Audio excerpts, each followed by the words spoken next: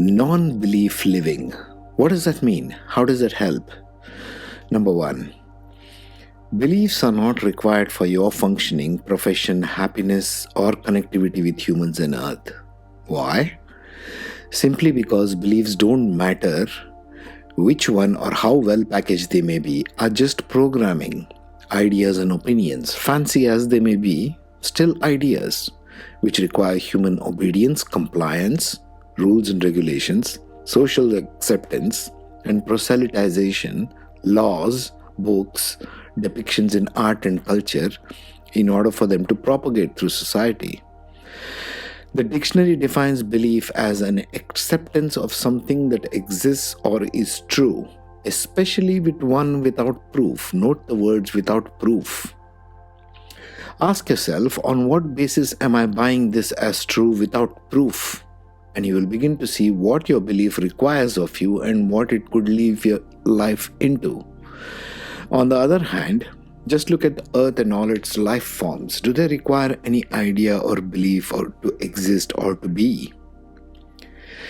Being is not a belief. Being is not a state. Being is who you are at any given moment, who you are in awake state. It is constantly shifting, changing, sensing, perceiving and accumulating a whole lot of experience, memories and sensations, physical and non-physical. Belief, on the other hand, is an idea or a whole bunch of them and have no ultimate value or purpose in your personal life whatsoever. Beliefs will require submission and compliance. There's the word again. Acceptance as fixed and unchangeable. It is, therefore, more based in structure and linearization of how you function as a being in physical reality. This is why people who believe in a god or a belief system will strongly defend and stand by it. Why? Because they have tied their identity to it. The identity of who you are. A belief system has to require identity, who you are. What is the identity of your parents? What is your name? What is your country? What is your religion? What is your race, etc. And it goes on. The list is huge. And therefore, what things you do believe in. Do you see the difference between being and belief? Being exists even if I wipe out your entire memory of you. You still eat, breathe, feel, have emotion, feel happy or sad, even if you're a blank slate and have nothing else to believe. A light bulb will still come on if all things are working when I put the switch on, irrespective of whether I believe in it or not. This is how solid our foundational and functional aspects should be for true progress to be made by us both individually and collectively. We should start functioning from being, folks, rather than belief. This is where I come from. Number 3. Functioning from belief cultivates a human being who is programmed to be more rigid, have a firm standpoint, therefore have fixed approaches in dealing with issues of the present moment, which are of course very fluid in nature. No wonder all the brilliant minds even of today find it very difficult to comprehend, let alone critically think. Why?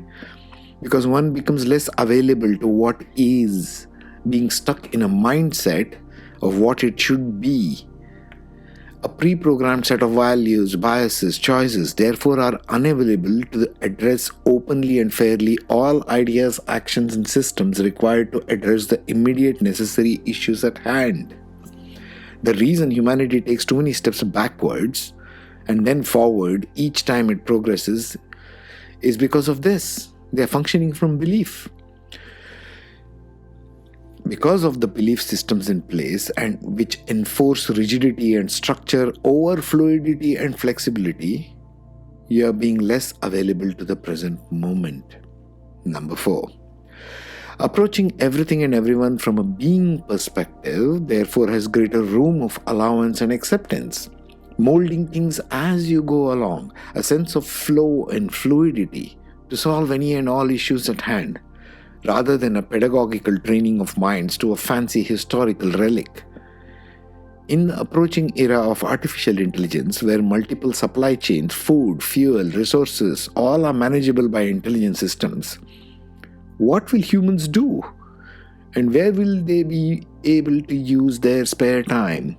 it may very well be in the engagement of magical art forms, magical architecture, of advanced science, quantum sciences, needed to feed humanity, rejuvenation of Earth and all its natural environment. We can use artificial intelligence for all of this. This would start to embody more consciousness, more beingness in all the systems, and maybe, just maybe, we can start moving into consciousness combined with science model of life on Earth.